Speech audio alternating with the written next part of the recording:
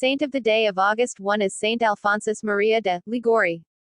A distinguished moral theologian, composer of famous melodies in Neapolitan and Italian, including the Christmas carol Tu scendi dalle stelle, able to speak of the truths of faith to both learned and simple people, author of over 100 works, some of which have been translated into more than 70 languages. Saint Alphonsus Maria de' Liguori, 1696–1787, founder of the Redemptorists and honored by the Church with the title of Doctor Zelentissimus, lived almost 91 years. His earthly life can well be considered a shower of heavenly graces, at a time when the Enlightenment was spreading its errors in Europe. In the century of enlightenment that excluded God from its horizon, the saint put reason into perspective and wrote basic works of apologetics.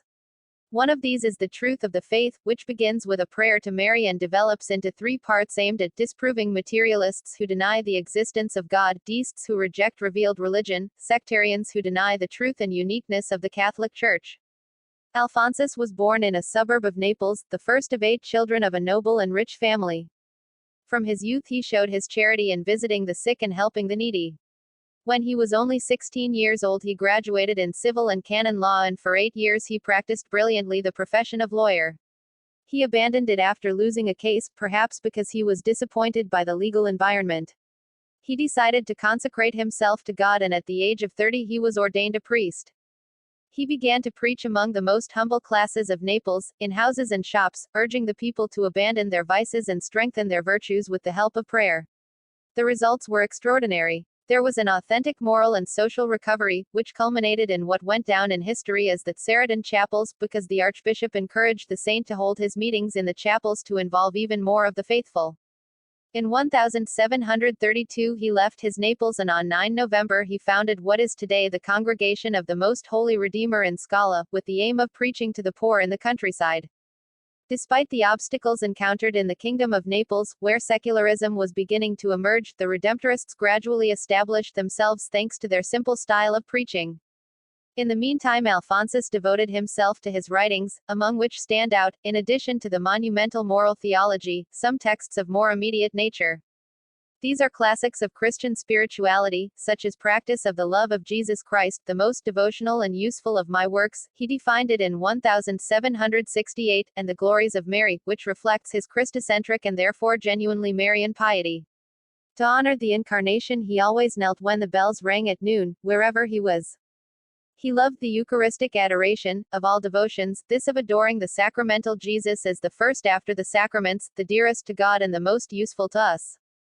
And he taught us to entrust ourselves to Our Lady as a privileged and sure way towards her Son. Most devoted to Mary, he illustrates her role in the history of salvation, partner of the redemption and mediatrix of grace, mother, advocate and queen. Benedict XVI explained in a catechesis on the saint. Against the Jansenist heresy, which distanced the people from the sacraments, he urged the faithful to approach confession frequently. And he reminded priests to be visible signs of the mercy of God, so as to encourage the conversion of the sinner. Central, for eternity, is constancy in prayer. God does not deny anyone the grace of prayer, by which one obtains help to overcome all lust and temptation. And I say, and I will always say, and I will always reiterate, as long as I live, that all our salvation lies in prayer.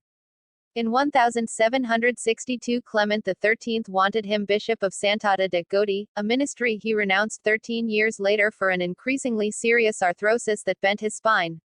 Some time earlier Alphonsus had already written another precious ascetic work, Preparation for Death, in which he emphasized the importance of instructing the faithful on the 4 last things: death, judgment, hell, paradise, to help the soul to live and die in the grace of God. Blessed Pius IX appreciated this book so much that one day he strongly recommended it in a seminar, even though the rector had told him that his students already knew it, they should reread it again, because knowing it by heart as well is always fruitful. Needless to say that Saint Alphonsus was very well prepared for his death. On 29 July 1787, at the beginning of his agony, he asked for an image saying, "Give me Our Lady." On 1 August he returned to the house of the Father, while the bells rang out the Angelus. Patron of lawyers, confessors, moralists.